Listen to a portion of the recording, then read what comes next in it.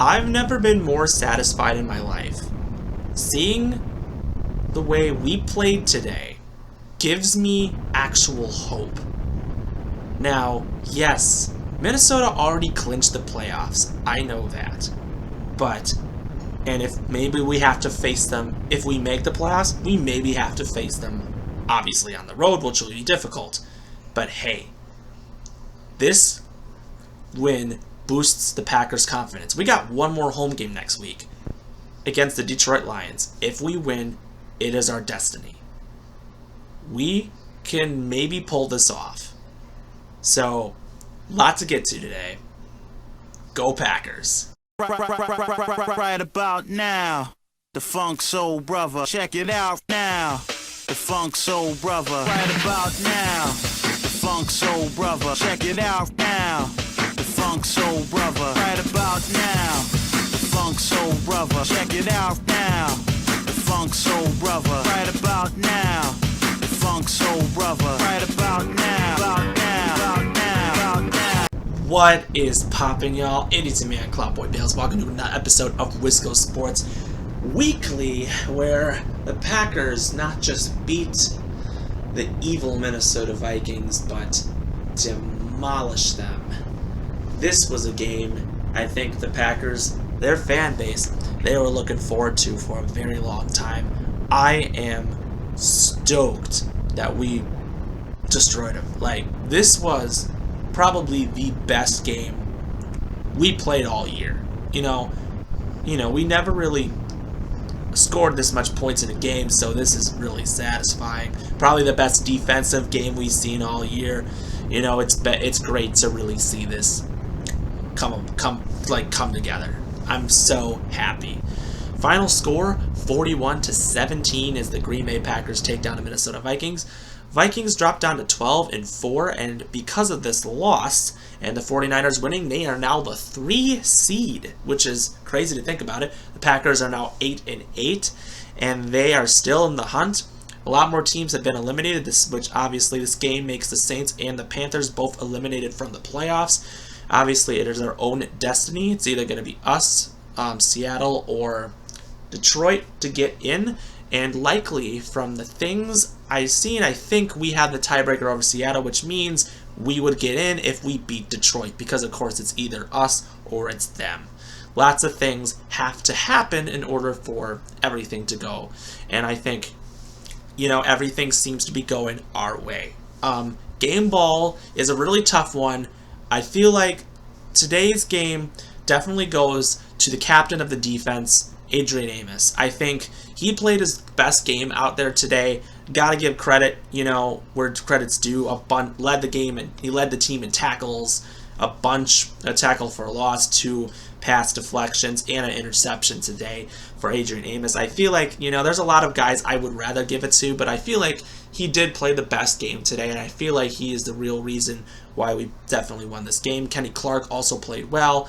Aaron Jones finally had a game where we could actually say he just demolished today. He just really showed up today. And how about to the offensive line for really, paving the way and really putting so much pressure to just make and create plays, and the run game probably had its best game of the year.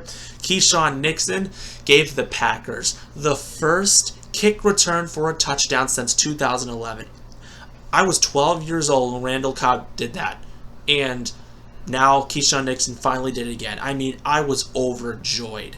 After the Packers, obviously a big special teams mishap. The big one was where a blocked kick. Minnesota should have scored a touchdown. They were on the 1-yard line, but they decided to pass, and then they ran, and forced a field goal. It's crazy. That's why you should run it always. I mean, that was the dumbest thing you could have ever tried to do. So, that's all I'm going to say. And after that, we just took off. We were like, this was a huge win. We were completely demolishing them. That goal line stand set the tone for that game. And I think it was honestly, the Packers, they were ready. They knew they had to win this game. It was nothing on the line. Everything was off the line.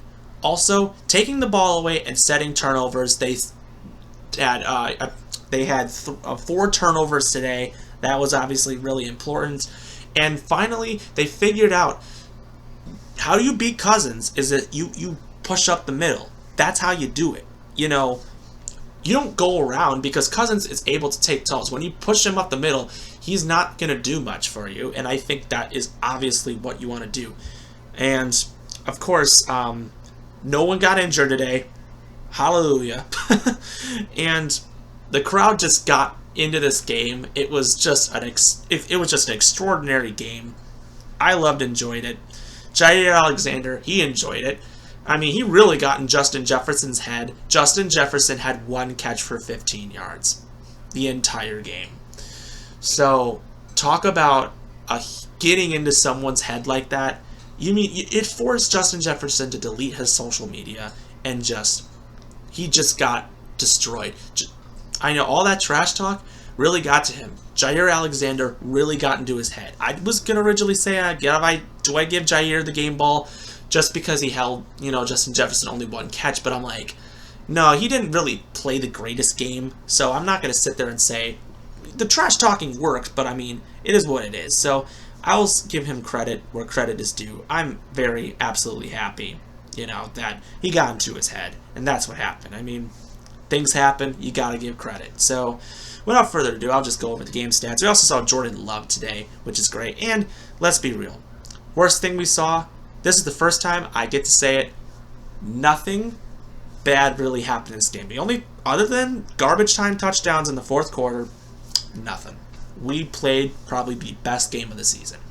Going on to the game stats, Aaron Rodgers went 15 to 24, 159 yards, and a touchdown in the air, as well as a carry for 2 yards and a touchdown on the ground. First rushing touchdown of the year for Rodgers. Jordan Love also did get some playing time, only 2 or 3 for 9 yards, but I mean, he's not really doing much. The running game, obviously, is what we do well with. Aaron Jones, 14 carries, 111 yards. A.J. Dillon, and 2 catches for 2 yards. A.J. Dillon, 12 carries for 41 yards and a touchdown. That is 6 touchdowns in the last 5 games for A.J. Dillon. He's just been on a monster tear as of lately. Allen Lazard, 5 catches for 59 yards. Robert Tonyan, 3 for 52 and a touchdown. Finally, Robert Tonyan gets a touchdown. I mean, I've been waiting a long time for big boy Bobby Tonyan to get one. I mean, come on. Randall Cobb, 2 for 20. Romeo Doubs, 3 for 20. Christian Watson only had 1 catch for 11, but I guess, they were really putting a lot of pressure on him, so I'm not going to really say too much. Adrian Amos led the day with 8 tackles. Devondre Campbell and Quay Walker also had 8 tackles. A lot from McDuffie, too. He did get a lot of playing time as well. TJ Slayton and Adrian Amos both, and Justin Hollins, all with tackles were lost. The only sack on the day, 2 sacks on the day. Justin Hollins with a sack and Kenny Clark with a sack. A lot of passes defended, really getting to the quarterback. Of course, the fumble. Forgot who committed the fumble. Can't even remember. I don't even remember who committed the fumble. I'm trying to remember. It was a long game, but I think, all I know is Kenny Clark recovered it. I think he lost it on his own. But regardless, great nothing. And then, of course, the interceptions, one by Darnell Savage. That was for a pick 6. Adrian Amos and Rudy Ford all with interceptions today. Savage with the pick 6 and the Keyshawn Nixon with the kick return. First time we've got a pick 6 and a kick return in the same game. That's the first time that's happened since 1967. Can't believe that's been that long. But hey, it is what it is. Great game by everyone. Mason Crosby was 2 of 2 from the day from the field goal range, including a 56-yard field goal. I think that's close to his career long. And 5 of 5 from extra points. Only punted twice today, so we did the best that we could. For Minnesota, Kirk Cousins went 18 out of 31 for 205 yards, a touchdown, 3 interceptions. Nick Mullins, of course, also got game time, 4 for 57 yards and a touchdown. Alexander Madison led the way, 8 carries, 38 yards. Kirk Cousins, 3 for 37. Dalvin Cook, 9 for 27 and 2 catches for 17 yards. Jalen Naylor led the way with 3 catches for 89 yards. A lot of it was garbage time and his first career touchdown. KJ Osborne, 7 catches for 59 yards and a touchdown. TJ Hawkinson, 7 catches for 59 yards. Only 1 catch for Adam Thielen. Only 1 catch for Justin Jefferson. Kirk Cousins had 2 fumbles on the day, of course lost one of them. Cameron Bynum led the way with 9 tackles. Only 1 sack on the day. That was Dalvin Tomlinson, who sacked Rodgers. Not much from Minnesota's defense. Hayden Nwangwu had a good game on return-wise because he's a very good return man. And Greg Joseph also 1 of 3 on the day from field goals. Not a really good day out of him. Minnesota also punted twice as well. Great win for the Green Bay Packers. There's so much to really be excited for. Obviously, game time is yet to be determined. We still have 2 more games left today. So, of course, because it's week 18 is next week, of course, there is so much to determine, and we will not find out when we will play. Likely, it will be a 3:25 or the primetime games because it is a spot in for the playoffs. So, anything is bound to happen. It's going to be a very exciting week next week. Detroit is coming in red hot. They want this. If we win, we are going to make the playoffs. It'll be crazy. Likely facing somebody. I don't know who. I think it might be San Francisco. I hope not, but I don't want to face Minnesota again. I just feel like all that trash talking is just going to get in their heads. It's just a scary situation and going in there. I mean, I'd actually rather face San Francisco than Minnesota again. I don't know why, but great win for Packers. I can be nothing but pleased, and things are just going to, if we keep this momentum going into next week. Detroit does not do well on the road, so anything can happen. Green Bay is at home. They have the home crowd on their back behind them. Anything can happen. We're 8-8. We're going to make the playoffs with a 9-8 record. If happens, this was an unbelievable season, an unbelievable effort by LaFleur and Rodgers and Joe Barry for figuring out everything.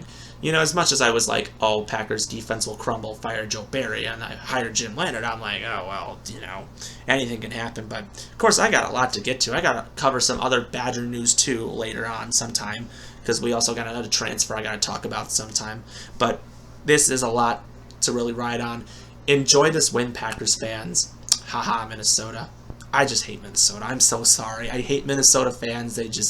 Their fan base is just the most obnoxious fan base ever, I swear. But anyways, if you like what you see, comment below, subscribe with your thoughts, and we got 1 more game to win, and we are in.